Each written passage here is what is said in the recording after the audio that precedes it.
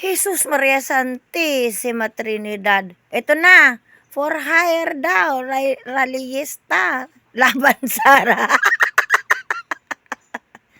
Yung payment daw, 2 palo. Yung usapan 500, 200 binibigay. Yung ulam, adobong sitaw, wala man lang oyster sauce.